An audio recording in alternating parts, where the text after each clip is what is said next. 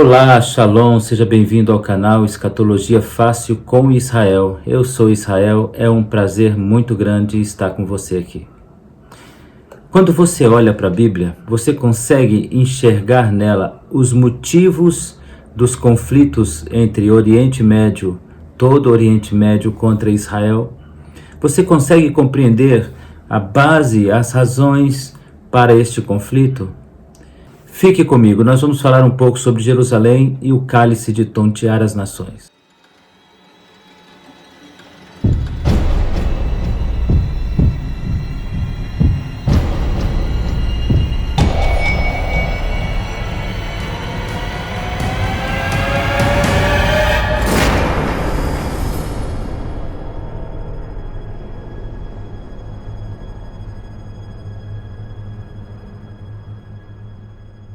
Do dia 14 de maio de 1948, no Museu de Tel Aviv, estavam reunidos alguns líderes políticos de Israel, entre eles o orador daquela noite, Davi Ben-Gurion, que faz a seguinte declaração: o Estado de Israel está criado e é independente.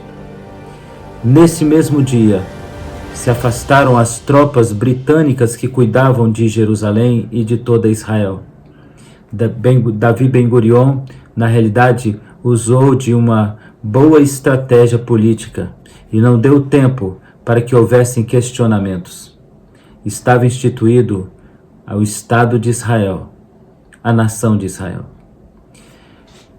Há uma palavra dita pelo Senhor Deus que é extremamente gloriosa. O Senhor diz: pode uma nação nascer do dia para a noite? Pode uma nação ser criada em um momento para o outro? Ao olhar a história de Israel, nós vamos perceber que nas mãos de Deus, sim, pode haver um nascimento de uma nação inteira da noite para o dia.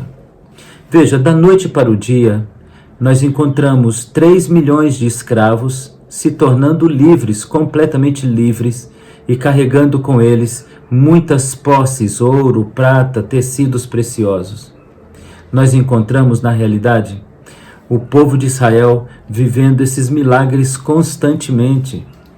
E nós olhamos agora para a Bíblia e tentamos encontrar os motivos que levaram as nações que estão ao redor de Israel a terem tanto ódio contra Israel, e principalmente os palestinos. Existe algo que foi dito por um historiador e que faz muito sentido para mim. O povo que não conhece a sua história está destinado a repeti-la. Você, muitas vezes, não conhece determinados detalhes, mas dá a sua opinião. Muitas vezes, você dá a sua opinião equivocadamente, mas não importa, você quer dar a sua opinião, e isso não é bom. Precisamos olhar para a palavra, precisamos verificar na Bíblia, precisamos pelo menos de uma orientação para podermos nos posicionar de maneira correta e sábia. Eu quero que você caminhe agora comigo no texto de Ezequiel capítulo 37, e nós vamos falar um pouco sobre essa história. Vamos ler Ezequiel capítulo 37. Veio sobre mim a mão do Senhor e ele me fez sair no espírito do Senhor e me pôs no meio de um vale que estava cheio de ossos. Me fez passar em volta deles, eis que eram muito numerosos sobre a face do vale, e eis que estavam sequíssimos. Me disse o Senhor: filho do homem, porventura viverão estes ossos? E eu disse: Senhor Deus, tu sabes. Quero chamar sua atenção para alguns detalhes desse texto que muitas vezes nós não conhecemos. Alguns comentaristas fazem a seguinte afirmação: Ezequiel é levado para o vale onde o povo de Israel perdeu uma batalha. A batalha que durou, o cerco que durou em torno de 8 meses ao redor dos muros de Jerusalém, e que levou Jerusalém a se entregar ao chamado Império Babilônico de Nabucodonosor. Ezequiel é um dos primeiros a serem levados cativo para a Babilônia, ele é levado no primeiro grupo de 3 grupos, onde são levados os homens, soldados que foram vencidos em batalha, e também filhos de nobres e os nobres. Está neste grupo Misael, Ananias, Azarias e Daniel, que tem em torno de 17 anos nesse momento. Mas não Ezequiel. Ezequiel já era um homem feito.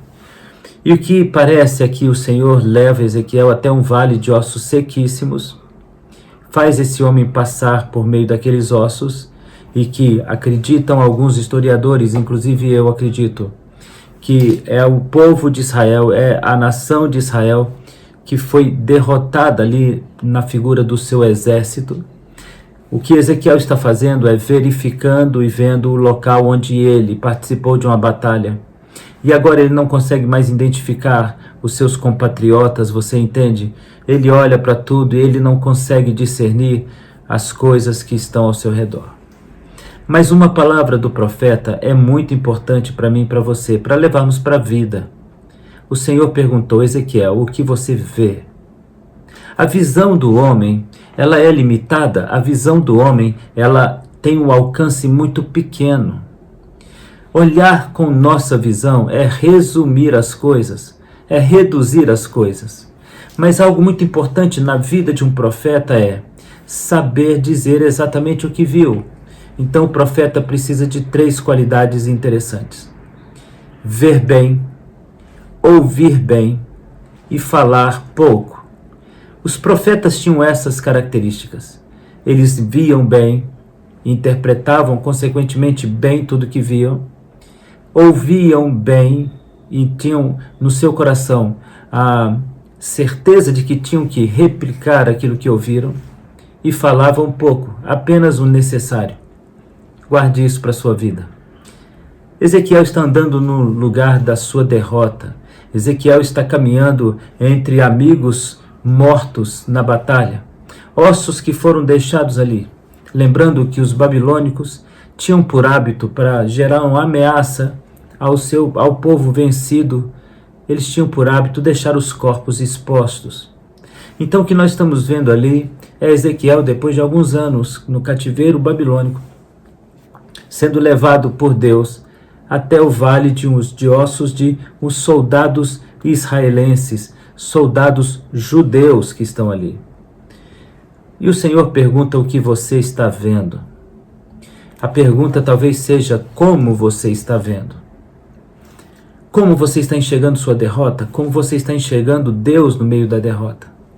Ezequiel vê um vale de ossos secos e ele diz: vejo um vale numeroso com muitos ossos sequíssimos. E o Senhor diz: você vê bem, você vê bem. Agora a grande questão aqui é um vale de ossos sequíssimos, e o Senhor vai dar ordens para que esse exército seja reformado, para que cada osso junte-se ao seu próprio osso, para que nasça pele. Ele vai formar um belo e poderoso exército de Israel ali. E o que Ezequiel vai ver é uma transformação da morte para a vida, em um momento instantâneo. Basta que ele profetizasse e cresce naquilo que disse. E ele o fez, e o Senhor mostrou o seu poder, como sempre mostra a todos nós. O que é interessante também nessa história é observar que Ezequiel está vivendo um momento profético. Ele está vivendo um momento que aponta para o futuro, que aponta para o dia de amanhã. Ele está preso, mas ele está ouvindo do Senhor: eu vou reformar toda Israel. As ordens subsequentes são ordens do Senhor: restaura aqueles ossos, faz corpos, e diz que falta apenas um detalhe: o Espírito. Juntando tudo isso, nós começamos a considerar a possibilidade de que o Senhor esteja e está falando do futuro nesse texto. Os israelenses aqui, ou os judeus aqui, são os israelenses de hoje, prefigurados na história, no relato de Ezequiel. Mas o que aconteceu em Israel de tão grave que levou Israel a se tornar um oponente tão odiado pelos seus vizinhos? Porque são vizinhos. Você já brigou com algum vizinho? Você sabe qual é a diferença de estar em conflito com alguém distante e em conflito com alguém tão perto?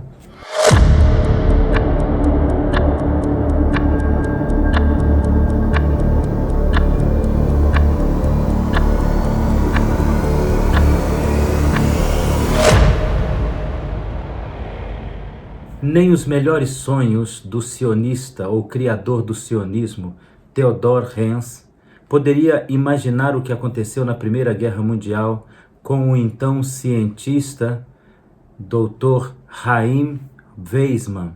O que ele fez? Durante uma crise da Inglaterra, da Grã-Bretanha, durante a grande Primeira Guerra Mundial, houve uma crise estrondosa nas tropas. Não havia muitos artifícios e não havia muito arsenal para combate, para manter o combate vivo. Então, o cientista Chaim Weizmann, ele desenvolveu um detonador a partir do uso da acetona. E agora você vai entender coisas extraordinárias. Graças a essa iniciativa do Dr. Chaim Weizmann, a Grã-Bretanha é salva na Primeira Guerra Mundial. E ao vencer juntamente com os aliados, agora você vai entender tudo. Ao vencer com os aliados, há uma promessa feita para os judeus, que agora já tem um mecanismo desde o fim do 19º século. O movimento sionista se torna um mecanismo político positivo para levar o povo de Israel para a Terra Prometida, de volta à Palestina ou à Terra Prometida. Então, agora, firmando-se nesse mecanismo, os judeus recebem uma promessa feita pela Inglaterra, obviamente em razão da criatividade do cientista Dr. Chaim, de retornar e dar aquela terra para o povo judeu. Uma parte daquele território é remapeado, remanejado para que Israel assuma a sua nova nação e volte para sua terra. Mas o que eles fizeram, o que os aliados fizeram aos árabes que, de uma forma tão cruel, foram traídos? Os árabes participaram da mesma guerra e estiveram do mesmo lado, do lado dos aliados. E foi feita uma promessa também aos árabes, que na figura do Amã, da cidade de Meca, ele vai receber uma promessa e vai repassar isso para todos os muçulmanos, de que as terras, os territórios seriam preservados e alguns seriam devolvidos depois da Primeira Grande Guerra. Ao término da Primeira Grande Guerra, simplesmente a Grã-Bretanha ignorou tudo, ignorou sua promessa, ignorou tudo isso. E o que ela fez? Deu o território prometido aos judeus, mas não respeitou a sua palavra em relação aos árabes. Pegou ali o mapa e distribuiu como bem quis. Vem então a Segunda Guerra Mundial, e agora com a experiência da Primeira Guerra, os árabes mudam de postura. Eles se posicionam contra os aliados. Quem vence a guerra? Mais uma vez os aliados. E agora é impetrado sobre os árabes maior rigor. E os judeus começam a voltar para a Terra Prometida em um volume muito grande de pessoas, o que vai sufocar o número dos palestinos que estão morando naquele lugar já há muitos séculos e vão empurrar este povo para bolsões dentro do pequeno território de Israel. Enquanto isso, no Oriente Médio, a austeridade dos países aliados se impõe, juntamente com a disparidade de forças foram colocadas sobre os árabes pela Rússia, que vai criar a União das Repúblicas Socialistas Soviéticas. O que nós temos então é uma palavra empenhada que não foi cumprida para o lado dos árabes e uma pressão militar muito forte, gerando uma geopolítica conflitante e difícil. Sabe o que fizeram os aliados? Quase que pegaram um mapa do Oriente Médio e desconsideraram todos os habitantes ali e traçaram linhas e deram: esta parte vai para a França, essa parte vai para a Inglaterra, essa parte fulano, esta parte fulano, e não consideraram nenhum dos povos ali locais existentes. O que vai nascer no coração de todos os árabes e principalmente dos muçulmanos é um ódio contra o Ocidente. É claro, o Ocidente não cumpriu com a sua palavra. O que nós vamos encontrar? Um povo revoltado. E aqui agora está a razão dos conflitos. Eu quero que você veja agora os mapas e perceba a diferença entre essa mudança geopolítica. Observe a diferença, a mudança dos países. Sendo os países árabes, então agora eles estão se unindo forças para ir contra aquele que se tornou o símbolo da desigualdade, Israel. Preste atenção. Do dia 14 de maio de 1948, nasce uma nação, enquanto os palestinos perdem o seu território, em que moravam há tanto tempo. Baseados num apoio dado por um cientista, apoio esse que levou os países aliados à vitória, encontra-se agora os judeus felizes por retornarem à sua terra. E os árabes perderam a sua terra. A sua terra foi dividida. Os árabes então tomam uma decisão. Nossos inimigos são todos os ocidentais. E para começo de conversa, o país que foi apoiado pelo Ocidente, que está bem perto de nós, será o alvo do nosso ódio. O que eles não estão sabendo é que o Senhor havia dito que isso aconteceria. Deus afirmou: farei de Jerusalém um cálice de tontear as nações, uma pedra pesada sobre os povos ao redor. Hoje existem 70 países com suas armas apontadas para Israel.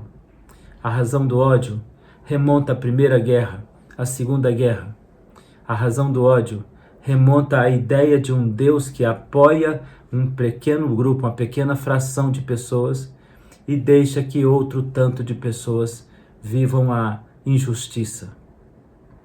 O Senhor já sabia do ódio, o Senhor já sabia de todas essas coisas. Agora você entende o que lê. Ezequiel 37 é a história da vitória de Israel, do triunfo de Israel e, ao mesmo tempo, a história do conflito que será gerado no dia do Armagedon. Deus te abençoe e que esse ensino possa ter alertado você em muitas coisas. Shalom.